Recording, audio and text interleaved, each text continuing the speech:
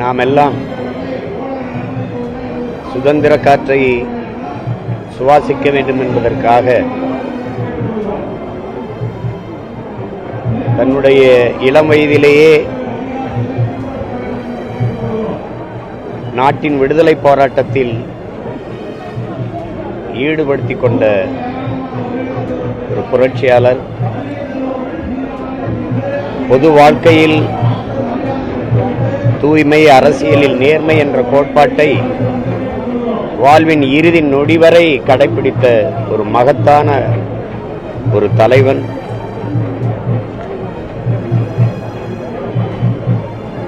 வெவ்வேறு அரசியல் கட்சிகளில் இருக்கிற தலைவர்கள் கூட தன் மீது சிறு விமர்சனத்தை கூட வைக்க முடியாத அளவிற்கு மனித புனிதனாக வாழ்ந்த ஒரு மகான். இந்த நூற்றாண்டில் இப்படி ஒரு அரசியல் தலைவன் வாழ்ந்தானா என்று எண்ணி எண்ணி வியக்கிற அளவிற்கு தன்னுடைய வாழ்க்கையை செதுக்கி செதுக்கி செழுமைப்படுத்திக் கொண்ட ஒரு மகத்தான மேதை. இந்த தலைமுறை பிள்ளைகள் நாங்கள் முன்னெடுக்கிற மக்கள் நலன் சார்ந்த போராட்டங்களில் கூட தன்னை ஈடுபடுத்திக் கொண்ட ஒரு மிகப்பெரிய போராட்டக்காரர். குறிப்பாக தாமிரபரணி ஆற்றிலே மண்ணை அள்ளி அந்த ஆற்றின் வளத்தை சிதைக்கிறார்கள் என்று போராட்டத்தை முன்னெடுத்த போது எங்களோடு ஆற்றுக்கு நடுவிலே மணலிலே தானும் அமர்ந்து அந்த போராட்டத்திற்கு வலு சேர்த்த ஒரு மாபெரும் வீரர் எங்களுடைய ஐயா நல்லகண்ணு அவர்கள். எல்லோரிடத்திலும் ஒரே மாதிரி அன்பு செலுத்தி எல்லோரையும் சமமாக நடத்தக்கூடிய மாண்புமிக்க மனித பாங்கு, அந்த மாண்பு அவரிடத்திலே இருந்தது.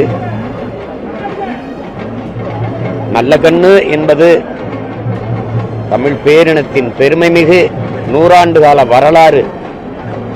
வருங்கால தலைமுறைக்கு மிகச்சிறந்த ஒரு நல்ல வழித்தடம் என்பதில் யாரும் மறுக்க முடியாது.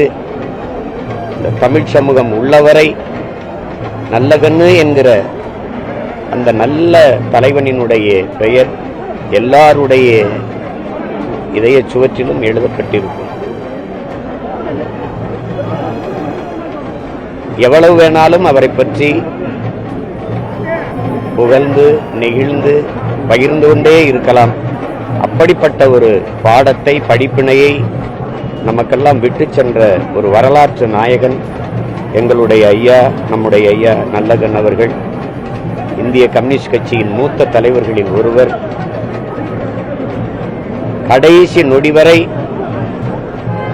இந்த நாட்டிற்கு மக்களுக்குமாக நடந்து நடந்து உழைத்த ஓய்வெறியா உழைப்பாளி, உன்னத போராளி இன்று நம்மோடு இல்லை என்பதை நினைக்கும் போது மிகுந்த மனவலியை தருகிறது.